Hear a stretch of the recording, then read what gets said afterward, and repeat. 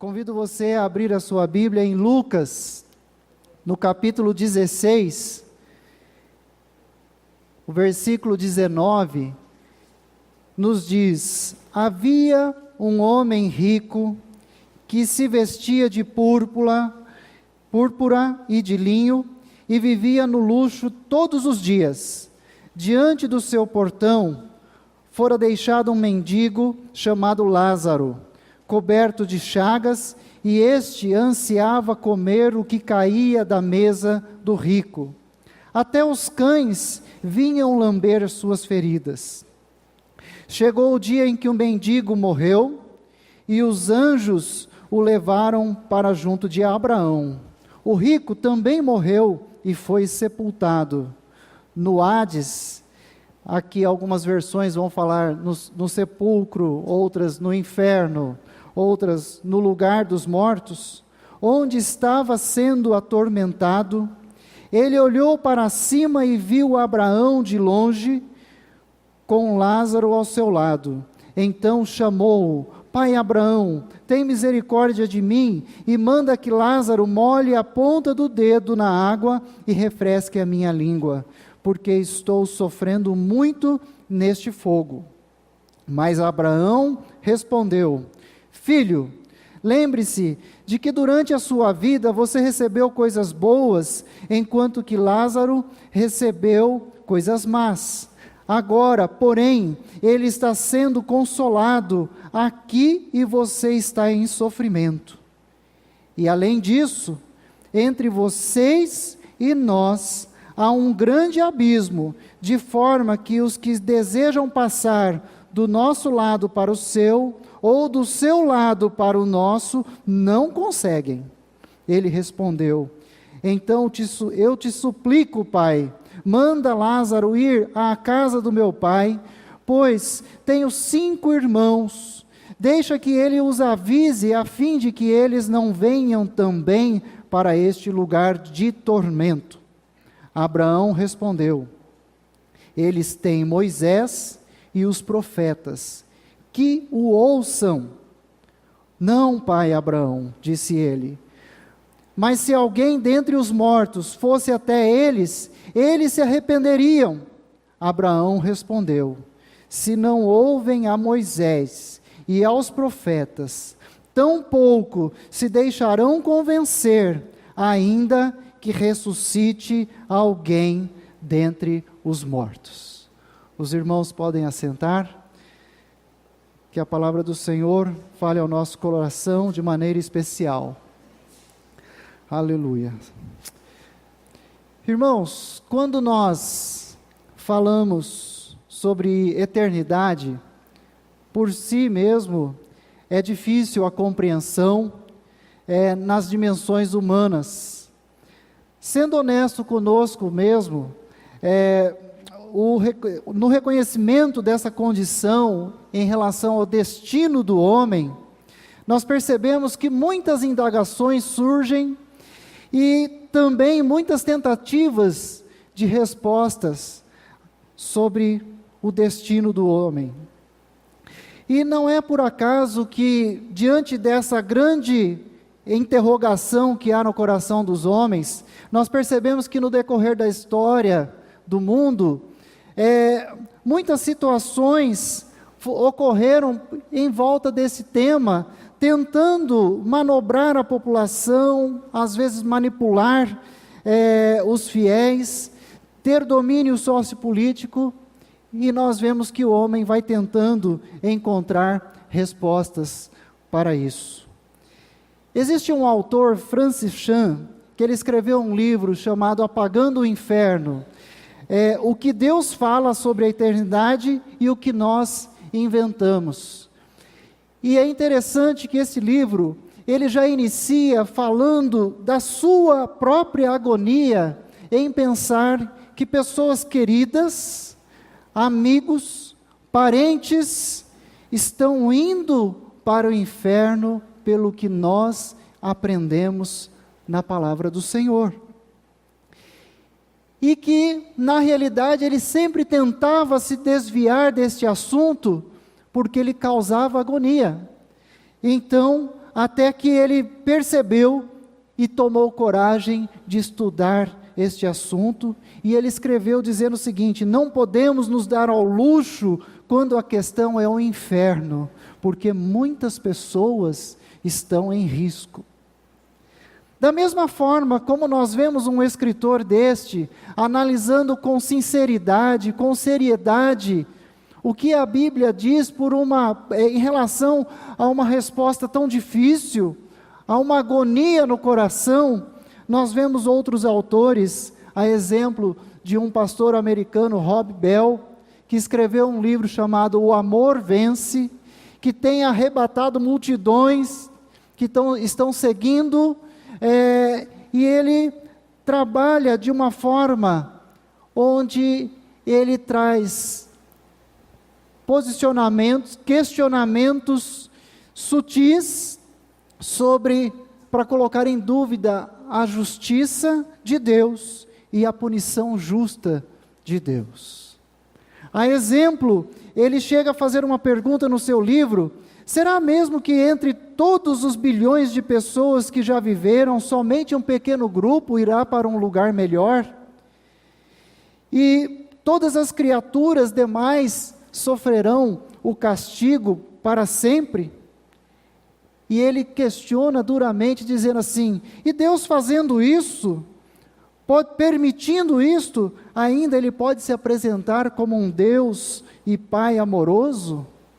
Veja que ele faz perguntas para justamente balançar o coração do homem, e o homem que está em agonia sobre isso, começa a entrar neste carro de dúvidas, neste campo, e ele começa a usar de textos fora de contexto, fragmentos bíblicos, para fazer a sua argumentação.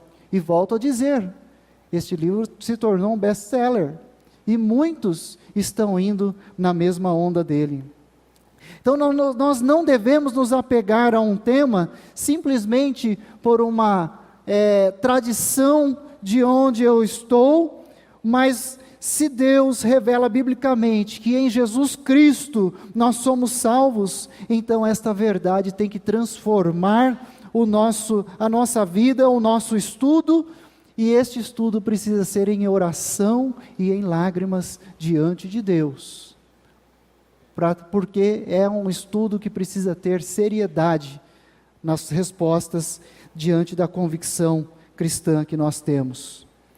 É estudarmos o juízo de Deus, deixando Deus ser Deus, não querendo nos arrogar de defendê-lo, de defender a sua justiça.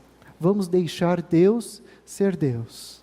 Vamos humildemente olhar para a palavra do Senhor e ver o que o Senhor revela nas nossas vidas. Então, diante disso, por que será que a doutrina do inferno ela é tão criticada pelos homens? Nós já percebemos neste texto que há um problema no coração do homem, e este problema ele está justamente refletido aqui nesse texto que nós lemos, onde neste diálogo Abraão expressa: olha, os seus irmãos têm Moisés e os profetas, que eles o ouçam. Se eles não estão ouvindo, se eles não ouvem, eles não se deixarão convencer. Na versão, na linguagem bíblica de hoje, linguagem de hoje, né? Ela vai dizer: eles não se deixarão crer, eles não crerão. Então eles passam a criar as suas próprias interpretações, conforme o seu coração lhe apraz. Então temas como esse, eles vão tentar mesmo, os homens vão tentar abrandar o máximo possível, ou se esquivar deste tema. Então nós percebemos que há uma compreensão parcial da imagem de Deus. O homem, nos dias atuais, no século 20, nós percebemos que o homem passou então a valorizar e olhar e considerar Deus apenas como um pai amoroso, deixando de reconhecer Deus como Rei soberano. Este é um grande problema, porque não há como nós dividirmos, separarmos o nosso Senhor Deus, compreendendo o seu caráter, compreendendo a sua essência, sem reconhecermos que Ele é o Pai amoroso, mas também Ele é o Deus justo, o Rei soberano sobre todas as coisas e sobre tudo. Percebemos também uma mudança cultural nos homens, onde os homens vivem valorizando as emoções. Tudo que lhe traz emoção, é nisso que ele vai confiar, ele vai se espelhar. Nós percebemos, e por acaso hoje, de manhã tomando café, eu vi uma experiência de um negócio que está surgindo hoje, um restaurante que sobe nos ares e as pessoas têm uma experiência de tomar uma refeição a uma altura muito grande. E interessante que o dono desse negócio falou assim: nós não vendemos alimentação, nós não vendemos a refeição, mas vendemos a experiência. E é isso que os homens estão procurando hoje. Nós vemos nos esportes o quanto as pessoas estão procurando o radicalismo no esporte, porque quer ter sensações de emoção. E além disso, nessa mudança cultural da emoção, nós vimos que as pessoas passam a desconfiar da lógica e da razão. Então, se ela não encontra lógica numa resposta, não encontra razão filosófica, psíquica para isso, então ela desconsidera plenamente. Então, nós percebemos essa mudança cultural. Além disso, vemos o grande pluralismo religioso, onde perdeu-se a exclusividade de Cristo Jesus como sendo o Salvador único e suficiente do homem. Então, se o homem considera que todas as suas ações religiosas, todas as suas intenções religiosas lhe levarão ao céu, lhe levarão a Deus, então, por que ter uma exclusividade na pessoa de Cristo Jesus? Este é um outro problema que os homens vêm trazendo em si. E percebemos que, diante desses problemas, nós percebemos que houve uma perda da confiança nas Escrituras. Então, os homens estão rejeitando os ensinos das Escrituras, que lhes são ofensivos. Falar do inferno para o homem, falar que o homem vai ser punido por sua culpa, por causa do seu pecado, isso é ofensivo. Então ele deixa de confiar nas Escrituras e ele começa a fazer uma espécie de aperfeiçoamento do cristianismo. E nós vemos que Leon Morris vai dizer justamente isso, que o homem tenta fazer esse aperfeiçoamento do cristianismo, e ele fala que a ideia de inferno, que feria suas suscetibilidades, eles tanto fecharam o inferno, mas só que, pela sua surpresa, eles também fecharam as portas do céu. Olha que interpretação interessante. O homem tentando omitir a mensagem da punição justa de Deus, o homem está fechando também a porta do céu no seu coração, a oportunidade de reconciliação com Deus.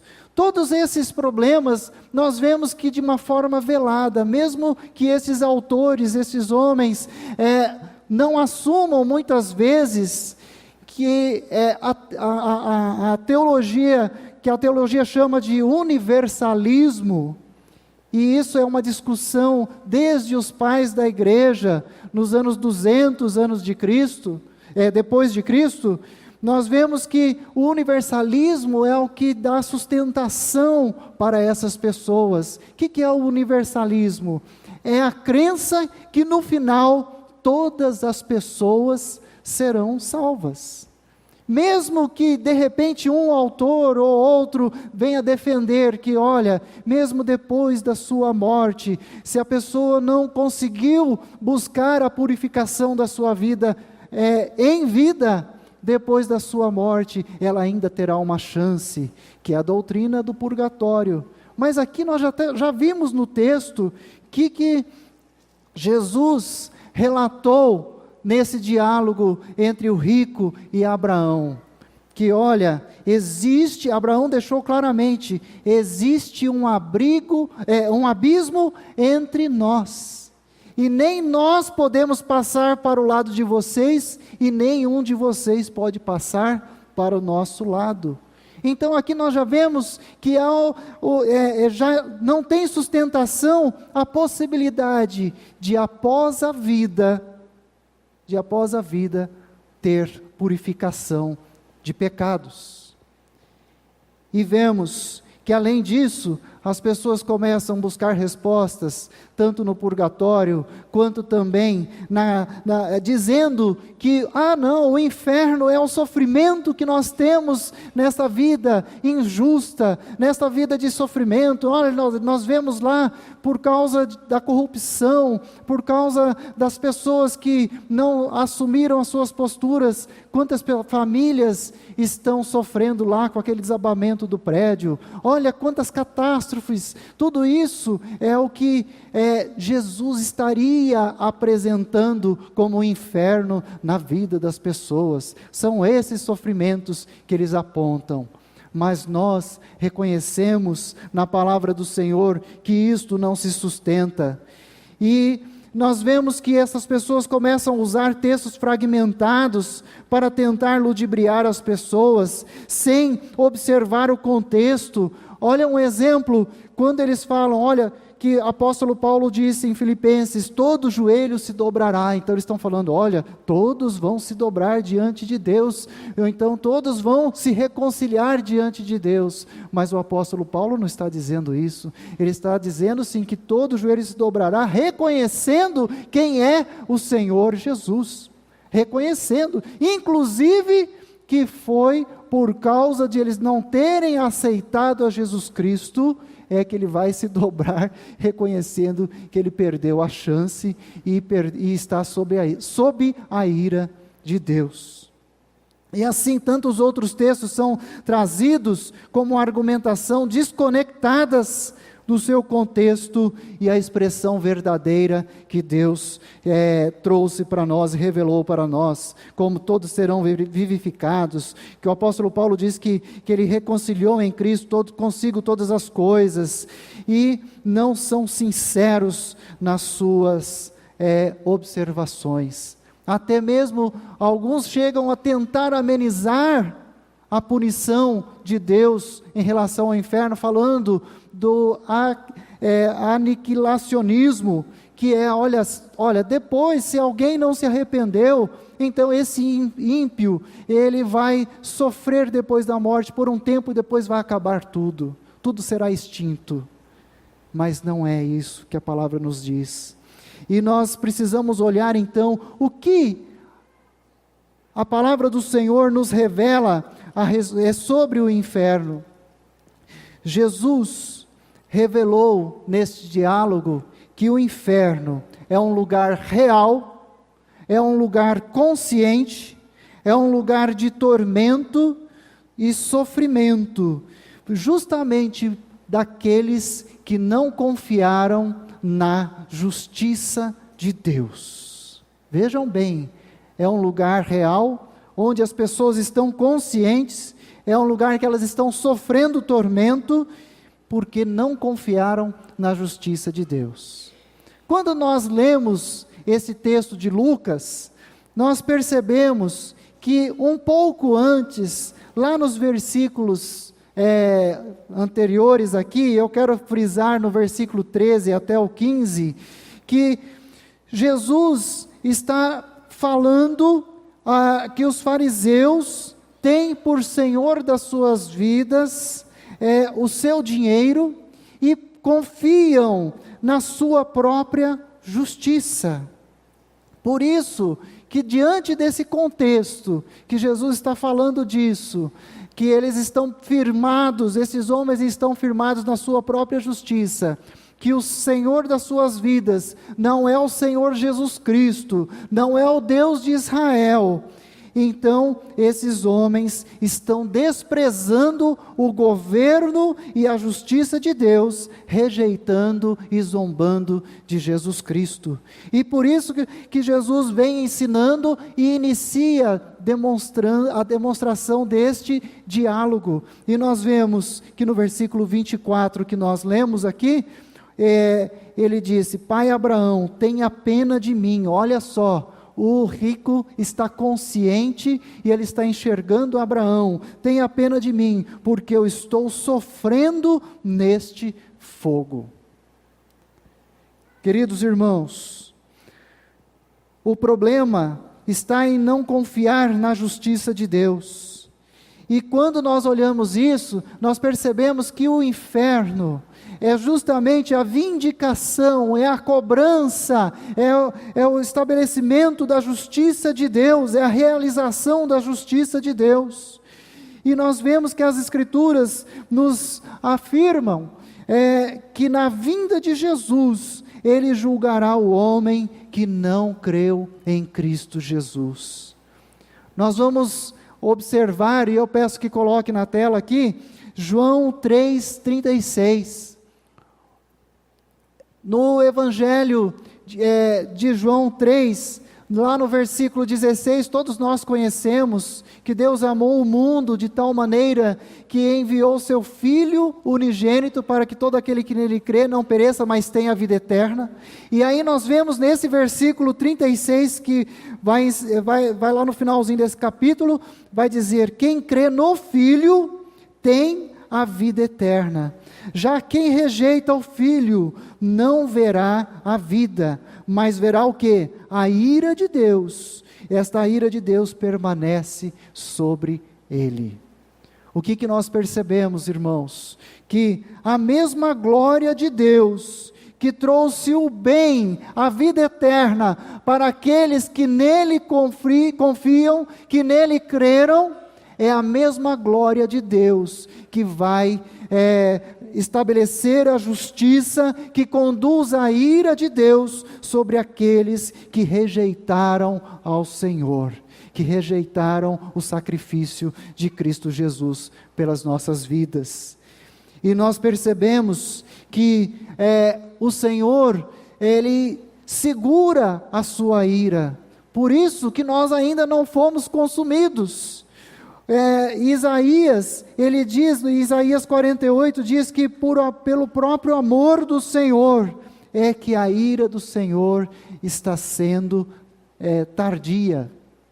É pelo amor de Deus que a ira de Deus está sendo segurada. Então nós vemos que a justiça de Deus, ela é revelada tanto na bênção, no livramento do Senhor, quanto também na aplicação da ira de Deus. O apóstolo Paulo escreve que em Romanos 2, que o juízo de Deus contra aqueles que praticam a injustiça e a maldade, ele vem falando no capítulo 2 justamente da prática do homem sobre a injustiça e a sua maldade, e nós podemos dizer sobre o pecado, exatamente sobre o pecado. Então o juízo de Deus contra os que praticam o pecado é conforme a verdade. A teimosia do homem, a teimosia e o seu coração obstinado, você está acumulando a ira contra si mesmo para o dia da ira de Deus, quando se revelará o justo julgamento de Deus. Então nós estamos falando que o inferno está tratando do justo julgamento de Deus, porque o homem pecou contra Deus, o homem se rebelou contra Deus. Então, o inferno é a revelação do justo julgamento de Deus. Nós vemos que Jesus Cristo nos disse, em Mateus 25 está registrado, que quando o Filho do Homem vier, e ali ele começa a expressar e dizer numa parábola, dizendo que as ovelhas e os bodes serão separados. As ovelhas serão colocadas à sua direita, os bodes serão colocados à sua esquerda.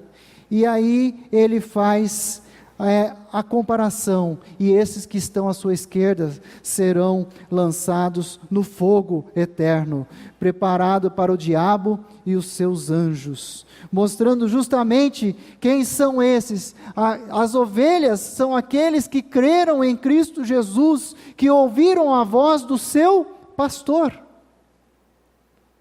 Jesus, o pastor, o bondoso pastor, ele veio ao mundo e anunciou também a sua palavra. Aqueles que creram em Cristo Jesus são aqueles que deram ouvido ao seu pastor. Portanto, eles são, quem ouve o seu pastor é ovelha de Jesus Cristo. Quem ouve a Jesus Cristo é ovelha de Jesus Cristo. E este será guardado, mas os outros não serão guardados. Jesus não omitiu a mensagem sobre o inferno. Muito pelo contrário, Jesus falou de forma muito forte, escolheu linguagem forte para apontar e falar sobre o inferno. Jesus falou sobre o inferno apontando como fogo, como trevas, como pranto. Jesus falou de forma aterrorizante sobre o inferno. Será que ele queria mostrar alguma coisa? Será que ele queria mostrar um risco que o homem está correndo se ele não se converter ao sacrifício de Cristo Jesus? Jesus fez questão de enfatizar.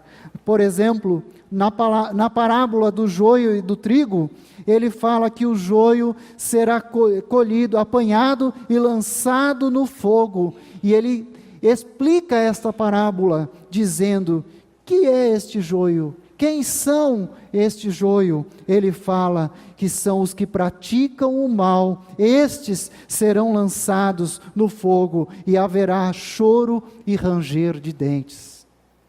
Jesus também falou que é melhor arrancar uma mão, arrancar um pé, tirar um olho, do que ir para o inferno com todo o seu corpo.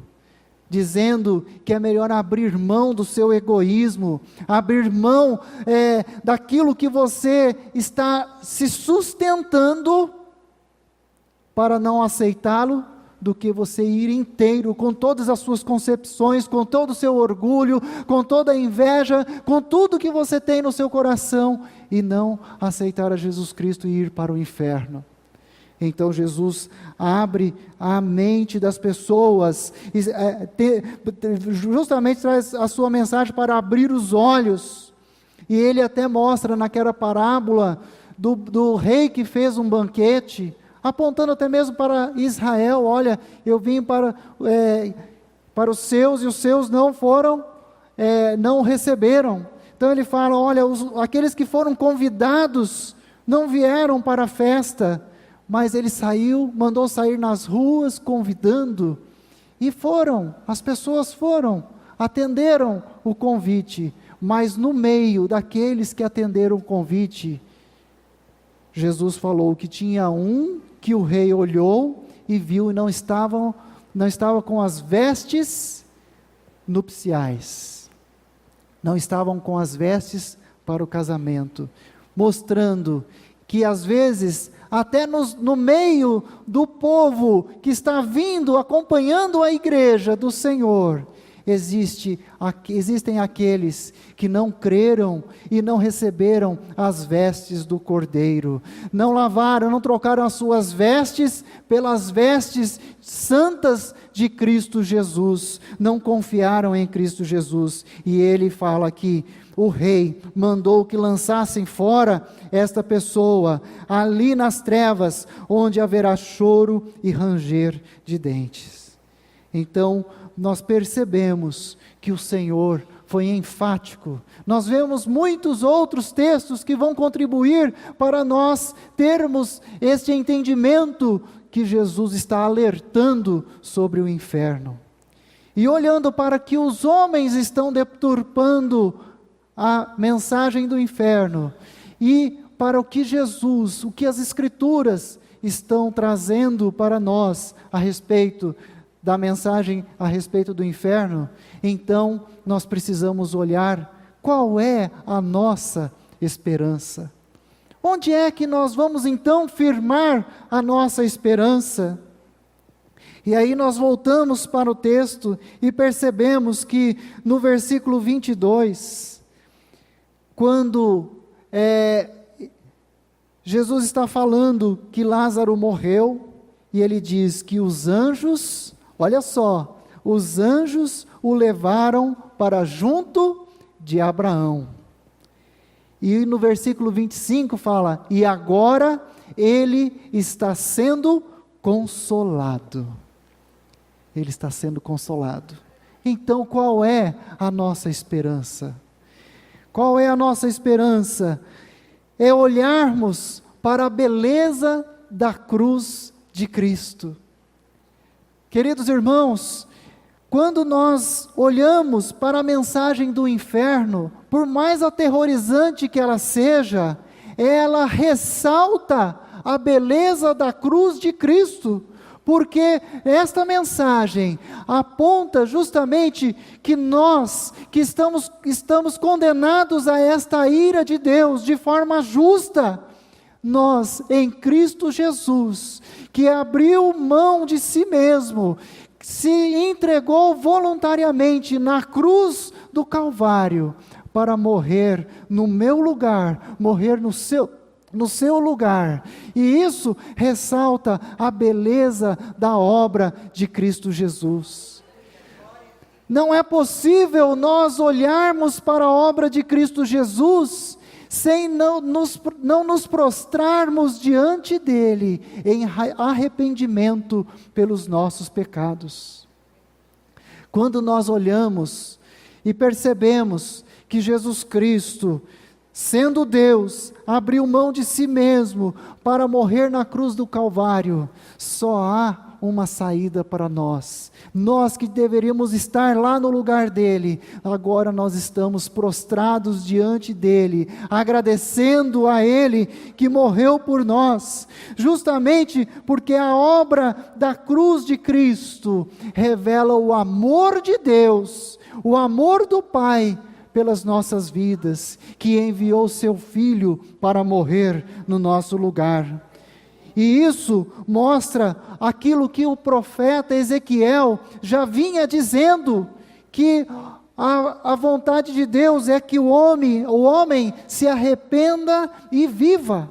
Ou seja, arrependendo do seu pecado, viva eternamente com Deus, olhando para a obra de Cristo Jesus. A obra que Deus realizou no seu Filho. E Ezequiel diz no capítulo 32, palavra do soberano, palavra do Senhor, que não tem o prazer na morte dos ímpios, antes tem o prazer que eles se desviem dos seus caminhos e vivam. Isto é precioso, e isto Deus realizou através do seu Filho amado Jesus Cristo por nós. E nós vivemos olhando para a misericórdia de Deus. Nós vivemos pela misericórdia de Deus. O apóstolo Paulo, escrevendo aos Coríntios, ele diz que Deus mesmo brilhou em nossos corações a luz do conhecimento da glória de Deus na face de Cristo Jesus. Então, nós vivemos debaixo dessa misericórdia de Deus, porque o coração do homem é resistente a olhar para Cristo Jesus, mas o próprio Deus iluminou o nosso coração para nós olharmos para Jesus Cristo e vermos a importância da sua obra, a importância do seu feito. E o apóstolo Paulo diz que é justamente esse brilho dessa mensagem, esse brilho deste reconhecimento que ele plantou no nosso coração, é que nos faz não desanimar, é que nos faz reforçarmos, termos forças de viver ainda sofrendo, porque ainda nós vivemos num mundo de pecado, nós vivemos num mundo onde carrega em si a marca do pecado, e nós percebemos que mesmo diante deste mundo cego, o Senhor iluminou a nossa mente e nós podemos ver Jesus Cristo, a sua obra preciosa. Irmãos, isto é o que nós aprendemos a confiar na justiça de Deus.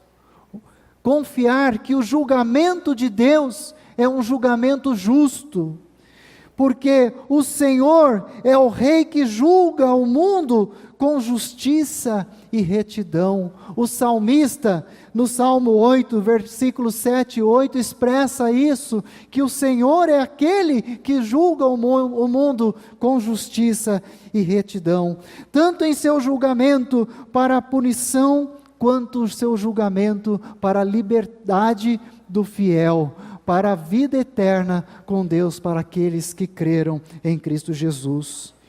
E nós vemos no Evangelho de João, no capítulo 5, que o Pai confiou a Jesus Cristo para julgar. E Cristo disse que o meu julgamento é justo, pois não procuro agradar a mim mesmo, mas procuro agradar à vontade daquele que me enviou, o Senhor, o seu Pai que o enviou para nós. O julgamento é justo porque Jesus Cristo decidiu, como nós vimos, obedecer o Pai de forma voluntária. Por isso que o julgamento de Cristo Jesus é justo. E por que nós podemos confiar neste julgamento? Jesus, as palavras de Jesus são confiáveis? A vida de Jesus é confiável? Sim, porque nós vemos que a palavra do Senhor nos diz que nós podemos lançar sobre Ele toda a nossa ansiedade, porque Ele cuida de nós.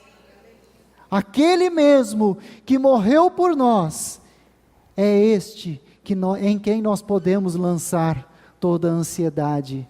É este em quem nós podemos lançar a ansiedade, em quem nós podemos confiar. Ele é o mesmo que disse para nós: vinde a mim todos vós que estáis cansados e sobrecarregados, porque eu vos aliviarei. É confiável este quem vai julgar as nossas vidas? É, porque ele falou: lance sobre mim. Eu vou julgar vocês, mas lancem a sua vida sobre mim. Lance a sua ansiedade sobre mim. Venha a mim, você que está ansioso, você que está sobrecarregado com seus pecados, venham a mim. É este que está colocando a sua vida à disposição. É este que vai nos julgar. Por isso que ele é confiável. É Ele o mesmo que diz: deixo-lhes a paz, a minha paz vos dou, não vou-la dou como o mundo a dá. Por isso, não se turbe o vosso coração. Não tenha medo de depositar a sua confiança em Cristo Jesus. Por isso que Jesus é confiável para julgar as nossas vidas. Por isso que o julgamento de Deus é um julgamento justo, porque Ele carregou sobre si os nossos pecados, Ele carregou sobre si as nossas feridas, sobre Ele foram depositadas toda a carga do nosso pecado. Ele tem cuidado de nós, e é por isso que nós temos confiança de confessar os nossos pecados a Jesus Cristo, porque Ele é que é fiel e justo para perdoar os nossos pecados. Ele é o único que tem o poder para nos purificar de toda a nossa injustiça. Irmãos, é por isso que nós vivemos por fé, porque nós confiamos em Deus, nós confiamos em Jesus Cristo. O apóstolo Paulo nos diz que nós temos da parte de Deus uma habitação eterna e que o Espírito Santo que habita em nós é a nossa garantia. Isso que desperta a fé no nosso coração.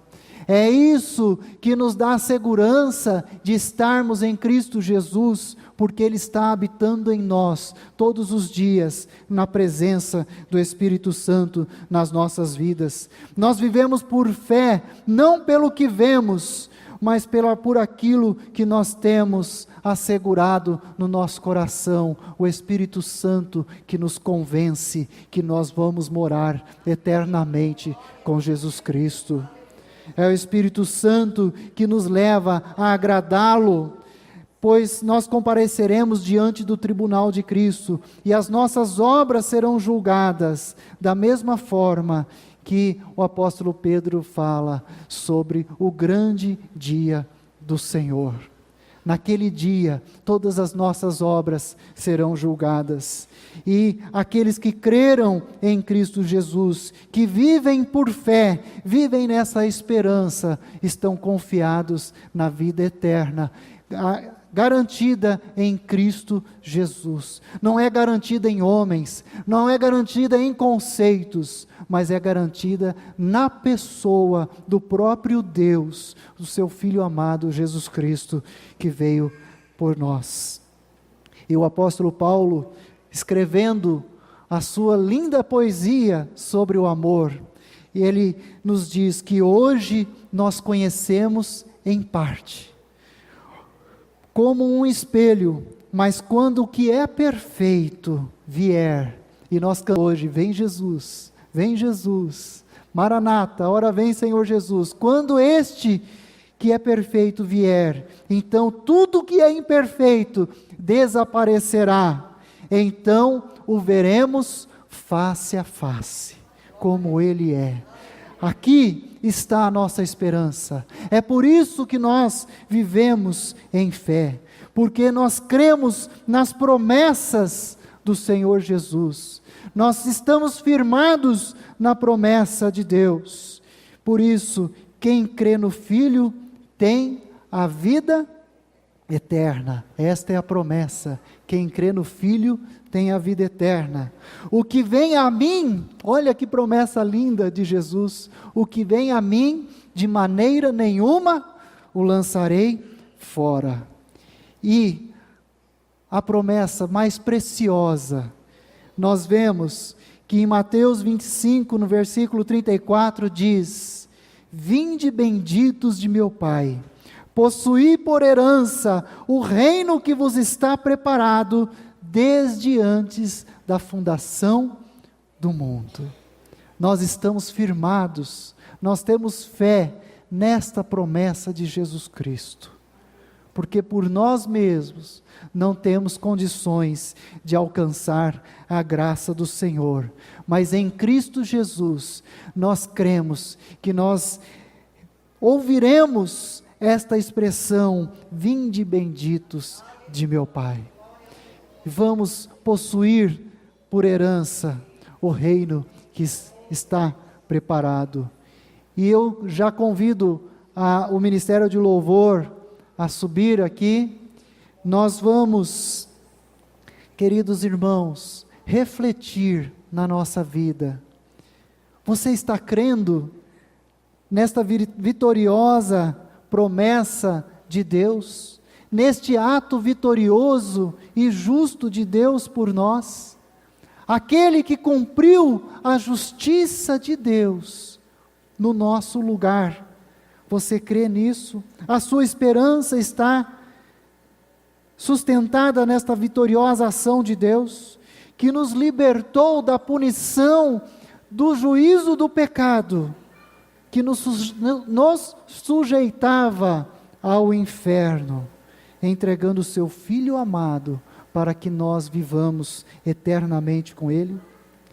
Agora, queridos irmãos, nós aguardamos ansiosamente a sua volta, para termos a palavra do Senhor, o chamado para vivermos eternamente em paz e nesse relacionamento vivo e santo e eterno diante de Deus, com Deus, onde tudo será novo, não haverá mais morte, não haverá tristeza, não haverá pranto, nem dor. Esta é a promessa em que nós estamos firmados. E eu gostaria que colocasse o texto de Apocalipse, foi lido hoje, Apocalipse, capítulo 21, versículos 6 e 7, que nos diz, e eu gostaria, já está aqui? Vamos ler? Disse, vou até ler aqui para não ter erro, disse-me ainda, está feito, eu sou o Alfa e o Ômega, o princípio e o fim. A quem tiver sede, darei de beber gratuitamente da fonte da água da vida. O vencedor, novamente, o vencedor herdará tudo isto, e eu serei o seu Deus, e ele será o meu filho. Isso você pode glorificar ao Senhor, exaltar o Senhor. O vencedor alcançará tudo isso. O vencedor alcançará tudo isso. Meus amados irmãos, eu quero fazer uma pergunta nesta noite. Você já entregou a sua confiança a Jesus Cristo? Você já entregou o seu coração a Jesus Cristo? Você que ainda está sustentado na sua confiança, você que ainda está tendo senhores na sua vida, que não é o Senhor Jesus Cristo, esta é uma noite que eu lhe chamo a fazer uma reflexão, e eu falo para você o seguinte: às vezes até está andando com a igreja, mas você já vestiu, já trocou as suas vestes pelas vestes espirituais, como o apóstolo Paulo diz, para nós despirmos das roupas manchadas pelo pecado, mas vestirmos as roupas de santidades, as roupas de Cristo Jesus na nossa vida. Hoje é dia para você tomar essa decisão, de buscar ao Senhor, de confiar no Senhor, depositar a sua confiança única e exclusivamente no Senhor. E eu quero fazer também mais uma reflexão. Irmãos, quanto aos nossos queridos, quanto àqueles que estão à nossa volta, que você tem se angustiado de olhar e ver que estes estão indo para o inferno, estão caminhando para a perdição. Precisamos lembrar deste diálogo, onde este diálogo, Abraão falou para aquele homem rico: olha, os teus irmãos têm Moisés e os profetas, porque Moisés e os profetas representava exatamente a lei do Senhor e a revelação de Cristo Jesus, o Salvador. Eles têm a palavra. Moisés e o profeta representam a palavra, para ouvir a palavra. E Jesus, antes de subir aos céus, Ele falou para nós, Ele falou para mim, falou para você: ide e pregai o Evangelho a toda criatura. Isso, o que Jesus está falando, a mesma palavra que Abraão disse, Moisés e os profetas têm, ou seja, esta palavra foi depositada na nossa mão, na nossa mente e no nosso coração, a fim de que nós anunciemos a palavra do Senhor, nós anunciemos a lei do Senhor, anunciemos a revelação de Cristo Jesus, o Salvador. Eu lhe pergunto, o que você vai fazer com isto? Você vai simplesmente lamentar que os seus irmãos, seus parentes, seus amigos estão indo para a perdição? Ou eu e você vamos assumir o ide do Senhor? Nós somos portadores da palavra de Deus, portanto, somos indesculpáveis diante de Deus para anunciar a palavra do Senhor. Não há desculpa para nós. Nós temos que assumir esta missão, a missão que foi dada à igreja de anunciar a salvação. Vai ser a obra de Deus na vida daquele seu querido irmão. Meus irmãos, vamos viver na plenitude da palavra do Senhor. Vamos amar a palavra do Senhor de forma que nós queiramos que os nossos irmãos, nossos amigos também tenham o mesmo prazer, a mesma segurança da salvação e venham também receber a palavra do Senhor. Vinde, benditos do meu Pai, possuí por herança o reino que vos está preparado.